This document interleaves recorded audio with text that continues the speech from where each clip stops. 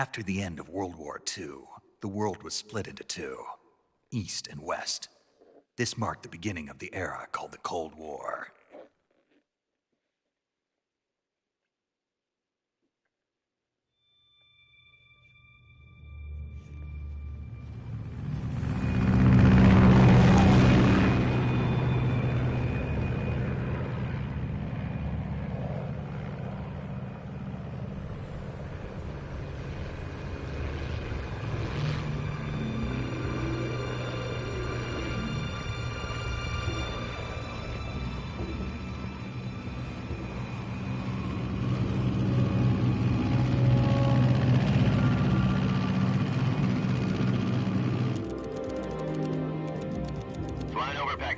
Altitude 30,000 feet. Approaching Soviet airspace.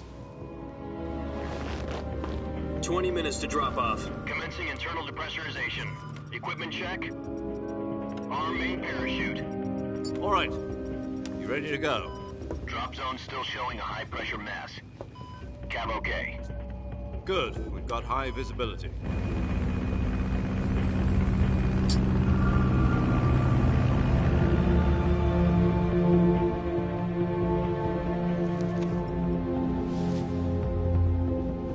Put out that cigar. Connecting oxygen hose to interior connector. Put on your mask.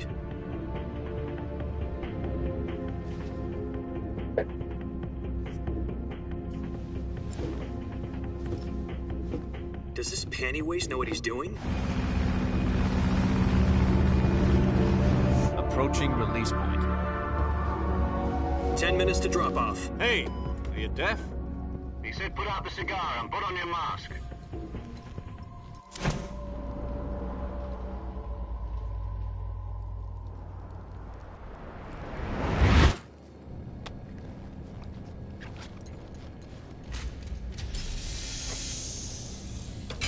Depressurization complete. Checking oxygen supply. 6 minutes to drop off. Opening rear hatch.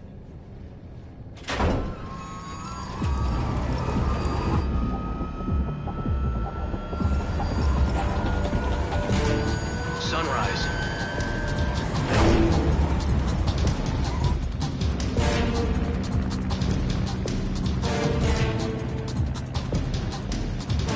External temperature minus 46 degrees Celsius. 2 minutes to drop off. Stand up. You'll be falling at 130 miles per hour. Try not to get frostbite from the wind chill. 1 minute to drop off. Move to the rear. Activate bailout bottle. This is one for the history books. The world's first halo jump. 10 seconds to drop off. Stand by. Status okay. All green. Prepare for drop off. Countdown. 5, 4, 3, 2, 1. Spread your wings And fly. God be with you.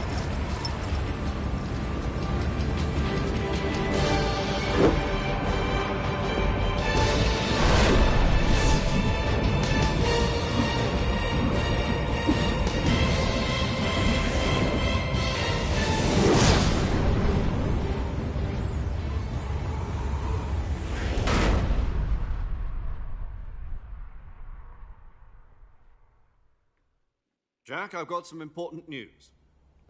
The head of the CIA has finally given us the green light for the virtuous mission. Virtual mission? No, the virtuous mission. The future of our Fox unit depends on it. If it succeeds, we'll be officially organized into a unit. Virtuous mission?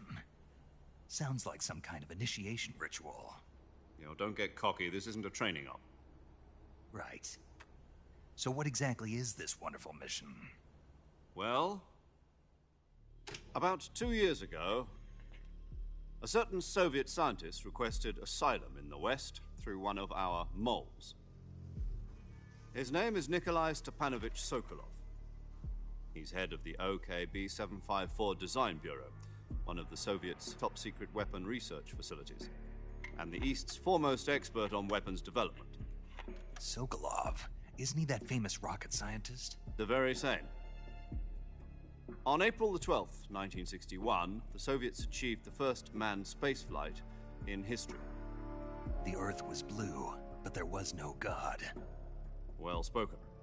The rocket that carried Yuri Gagarin into orbit was the A-1, known as the Vostok rocket.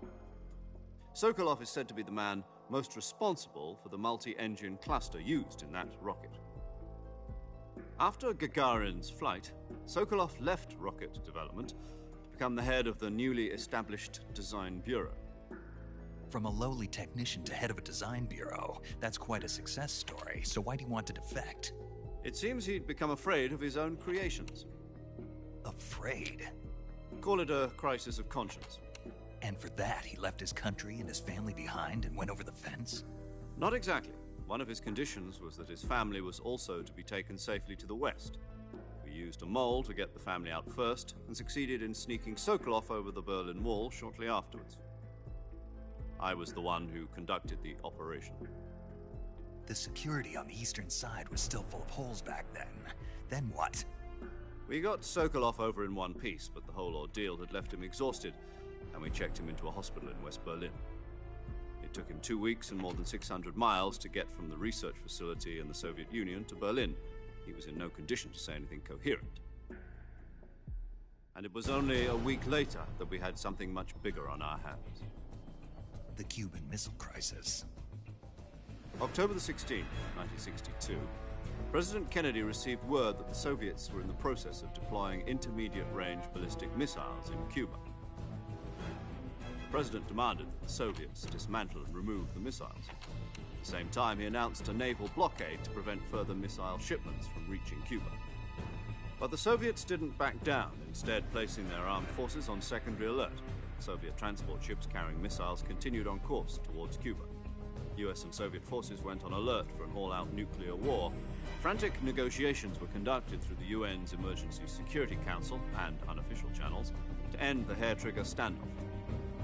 Finally, on October the 28th, the Soviet Union agreed to remove its missiles from Cuba, and so the world avoided a nuclear holocaust. But in order to get the Soviets to pull their missiles out, we had to make a deal. You mean the one where the US agreed to remove its IRBMs from Turkey? No. The Jupiter IRBMs deployed in Turkey were obsolete, and we were going to get rid of them anyway. They had no strategic value whatsoever to either the US or the Russians. The Turkey deal was a ruse, a cover story that was fed to the other intelligence agencies around the world. So what did the Russians really want? Sokolov. They wanted us to return Sokolov. You mean the Soviets pulled out of Cuba just to get their hands on Sokolov? That's right. What the hell was he working on? At the time, we had no idea. We were running out of time. It was either give up Sokolov or risk full-scale nuclear war. In the end, we had no choice. President Kennedy gave in to Khrushchev's demand. The next day, I got Sokolov out of the hospital, handing him over to agents on the eastern side. Sokolov kept on screaming, "Save me," until he disappeared from my sight. Then a month ago, we received some new information from one of our moles. About Sokolov? Yes. He was taken back to the research facility and forced to continue working on the weapon in question under KGB supervision. What's more, it's on the verge of completion. So what kind of weapon is it? Something to do with space rockets? No, missiles. Same technology. I guess you're right. We don't know the details, but it appears to be a new kind of nuclear device. For half a year now, the Soviets have been conducting frequent nuclear tests at Semipalatinsk. Something to do with the weapon, I assume. We're talking about a secret weapon so big that Khrushchev was ready to pull out of Cuba to get it back. Is Sokolov still in the facility? No. According to our intelligence, he's in Selino-Yarsk, a place in the mountains about 3 miles to the west that's known as the Virgin Cliffs. The Virgin Cliffs. Nice name for a virtuous mission. They moved him there just recently. Why? Apparently, they're conducting a field test of the weapon, but it's our best chance to get him back. This mission would never have been possible if he was still in the research facility. This is our last chance. Sokolov must have known that too when he contacted us.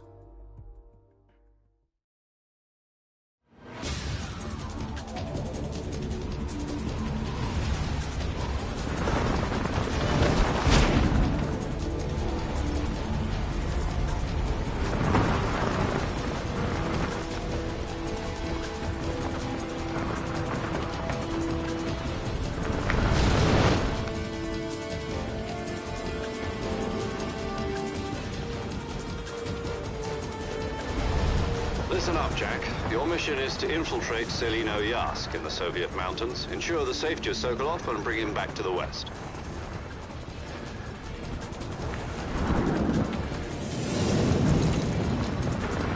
If we don't get Sokolov back before that weapon is complete, we'll be facing a major crisis. The clock is ticking.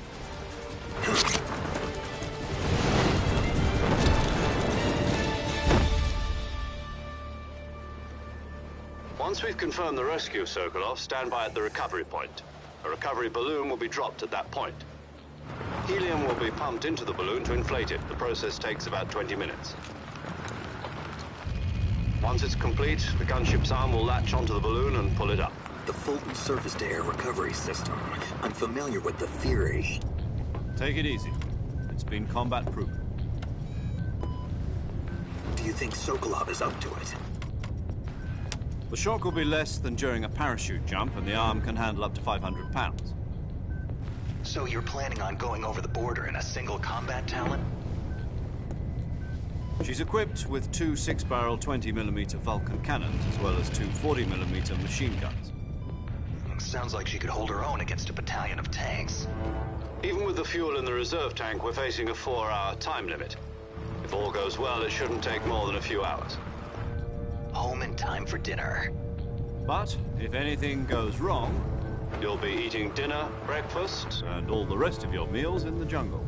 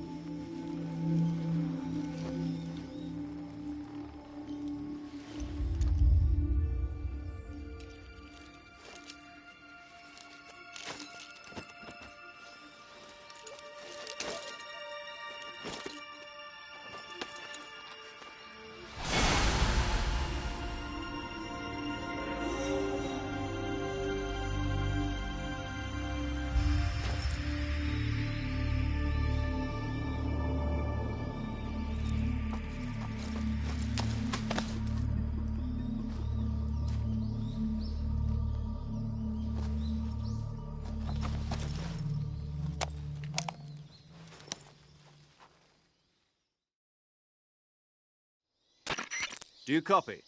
You're already in enemy territory, and somebody might be listening in. From here on out, we'll be using code names to refer to each other. Your code name for this mission will be Naked Snake. I'll be referring to you as Snake from now on. You're not to mention your real name. Snake? Oh, you don't like snakes? What do you mean? You've eaten one before, haven't you? In survival training. I'm glad to hear that. I don't know if I'd ever order one in a restaurant, but... Be careful, you might not have a choice. What about you, Major? What should I call you? Let's see. I'll be Tom. Call me Major Tom. This will be a sneaking mission. You must not be seen by the enemy. You must leave no trace of your presence. Is that clear? This kind of infiltration is the Fox unit's speciality. In other words, weapons and equipment are procured on site. That goes for food as well. You're completely naked, just as your name implies. Great. Now I see why you asked me if I like snakes. I suppose calling me Snake was your idea of a joke, too. No. There's a good reason for that. I'll tell you later when the time is right. Gotcha. Getting back to the subject, how exactly am I supposed to feed myself? You've been issued a knife and a tranquilizer gun. Use them to hunt for food. You'll also find some medical supplies in your backpack. Yeah, about the backpack. I lost it in a tree on the way down. I see. Well, you'd better go back and get it then. You know where it is? No problem. I can see it from here. It's stuck on a branch. To climb a tree, Stand in front of a tree that's covered in ivy and press the action button. I'll be monitoring your progress over the radio. We can't risk violating Soviet airspace, but I'll be in the gunship. My frequency is 140.85. I'll give you a call if I need to talk to you. If you need to talk to me, use the send function. Okay, Snake, go get your backpack.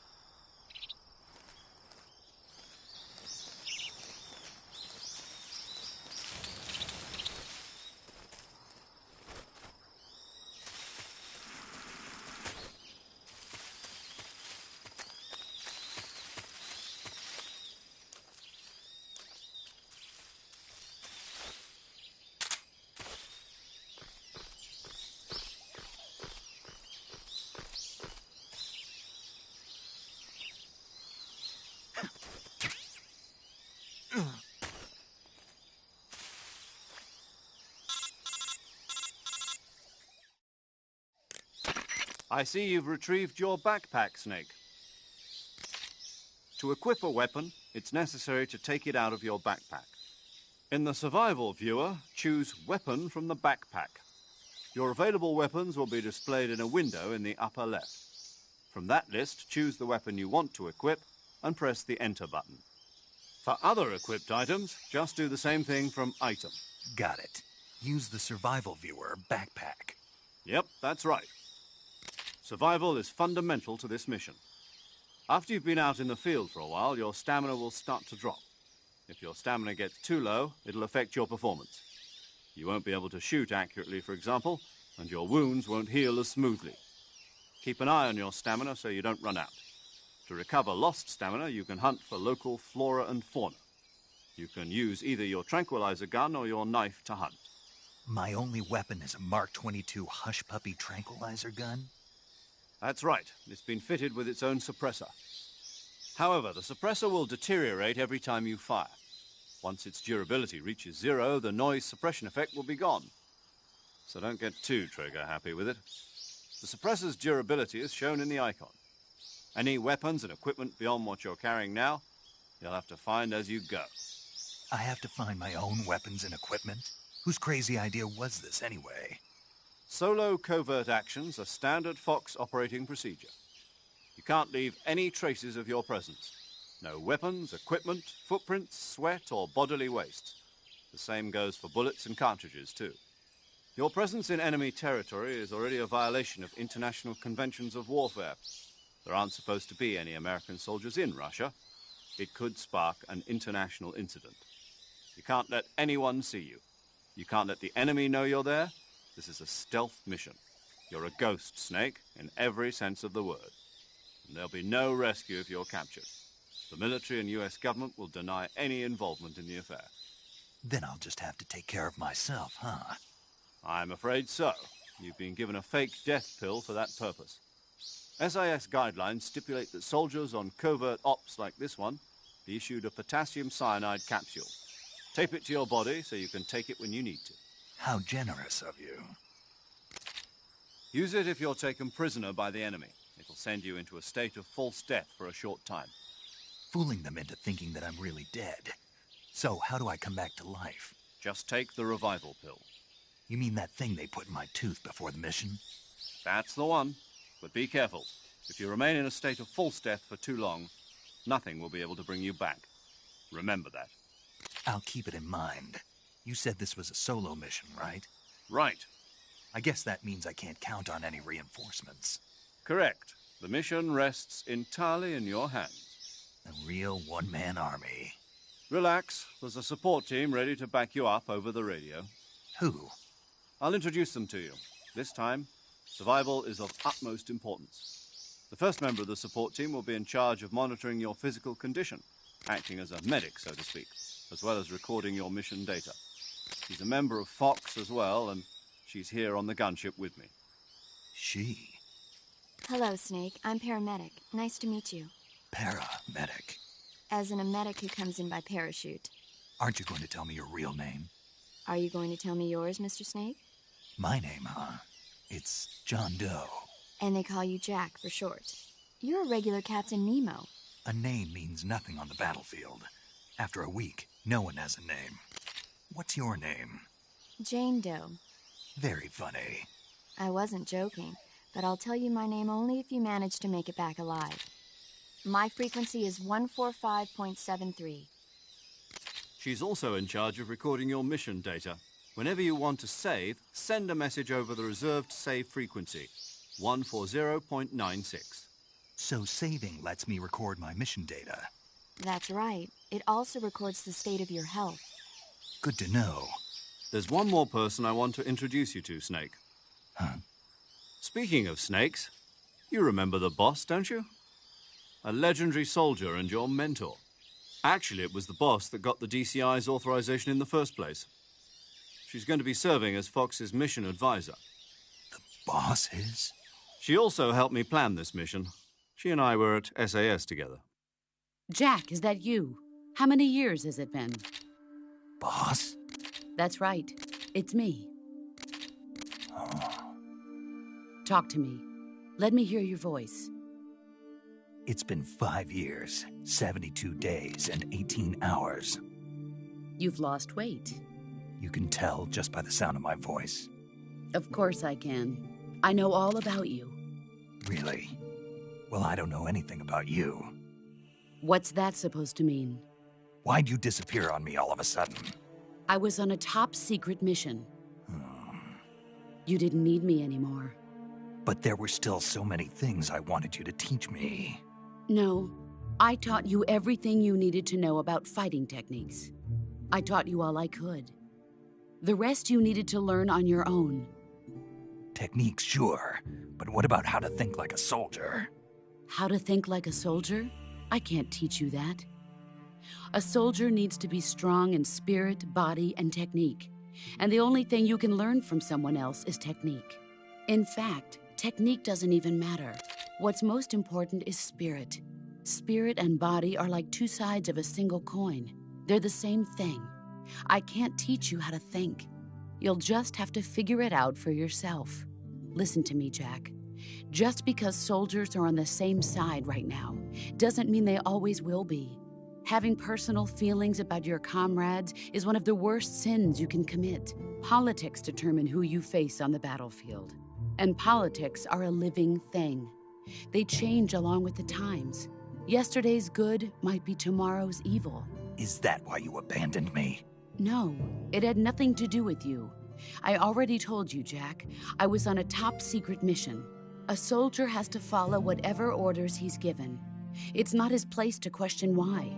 But you're looking for a reason to fight. You're a natural-born fighter, but you're not quite a soldier. A soldier is a political tool, nothing more. That's doubly true if he's a career soldier. Right and wrong have no place in his mission. He has no enemies and no friends.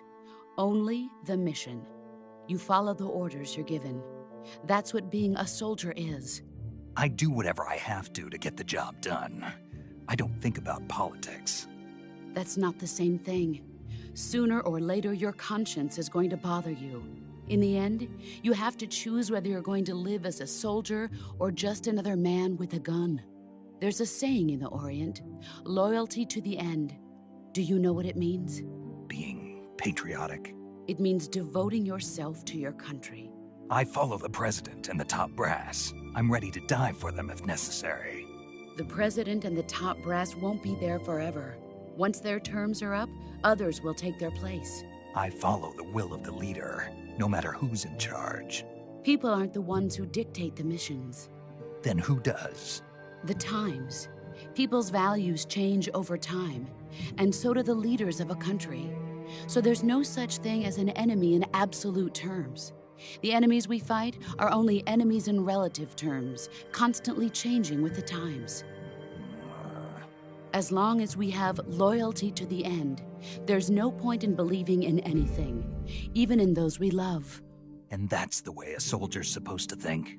The only thing we can believe in with absolute certainty is the mission, Jack. All right, but do me a favor. What is it? Call me Snake. Snake. Oh, right. Your code name is Snake. It suits you well. That's right. The legendary unit that the boss put together during World War II was a snake. The Cobra unit, a group of heroes that brought the war to an end and saved the world. As long as you've got a legendary hero backing you up, you'll be fine. Isn't that right, Snake? Yeah, I can't think of anyone else I'd rather have with me. Oh, and one more thing, boss. Yes? It's good to hear your voice again. Same here. After all, who knows if either of us will make it out alive? Snake, you are always best at urban warfare and infiltrating buildings. But this is the jungle. Survival is going to be key. Those CQC techniques I taught you are sure to come in handy. CQC? Close quarters combat, huh? I've been in the Green Berets for the past few years. I'm probably pretty rusty. Not to worry. I'll be here to help you remember. After all, this is your first actual survival mission. I'll be supporting you over the radio. Where are you, boss? Next to the Major? The boss is communicating with us by radio from aboard a Permit-class submarine in the Arctic Ocean. My frequency is 141.80. Call me if you need my advice on battle techniques. Gotcha. Your mission is to retrieve Dr. Sokolov. Dr. Sokolov is being held in an abandoned factory located to the north of your current position. Avoid heavy combat and don't let anyone see you. Don't forget that this is a stealth mission. Snake, try to remember some of the basics of CQC.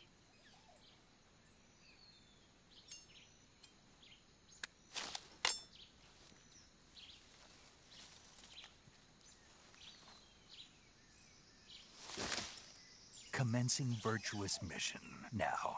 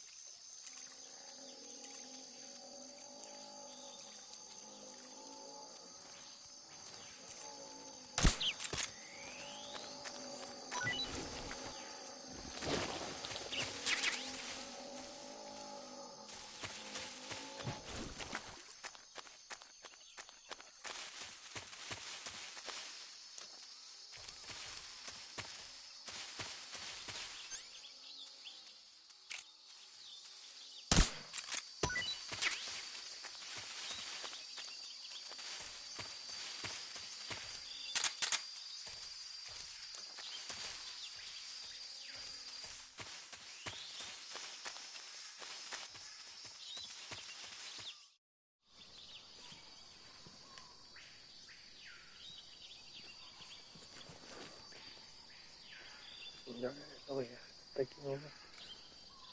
Cansado. Voy a la esquina a chambear.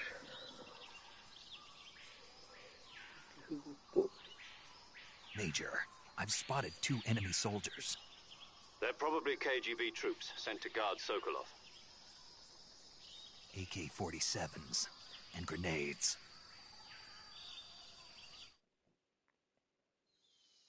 Snake, your presence in Soviet territory is already a violation of international law. We can't let the Kremlin find out that the CIA and the American government are involved. Contact with the enemy is strictly prohibited. Don't engage them in battle either. This is a stealth mission. Got that? The Major is right. The point of this mission is to sneak through the jungle without being seen. The success of the mission depends on how well you use your camouflage. Change your camouflage by selecting Camouflage from the Survival Viewer. The Uniform option lets you pick your uniform, while the Face option lets you change your face paint. Choosing camouflage that blends in with your surroundings will help you conceal yourself more effectively. Also, don't forget that anything that moves will stand out in the jungle. If you just stand up and run around like an idiot, you're bound to be spotted. But if you crawl instead, you should be able to sneak by without being noticed. You can see how effective your camouflage is by looking at the Camo Index. The Camo Index shows how well your current camouflage blends in with the surrounding area. The higher the value, the harder you are to spot, and vice versa. The key is to make yourself one with nature. Keep that in mind as you go along, okay?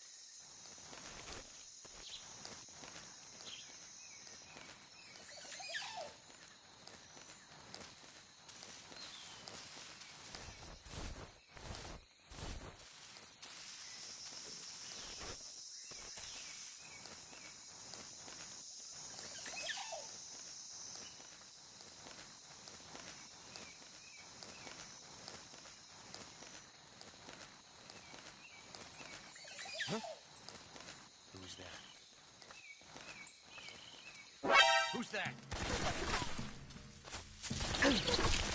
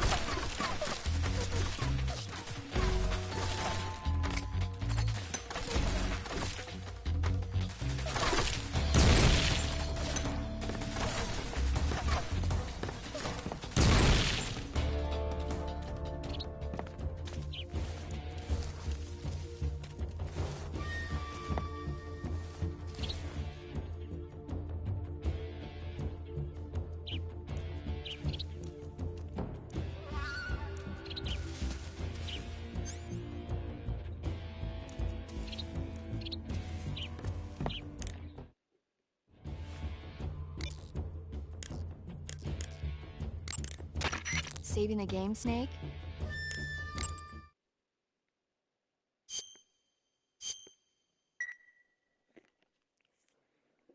Empezamos mal. Hey, Snake, you ever heard of Godzilla, King of Monsters?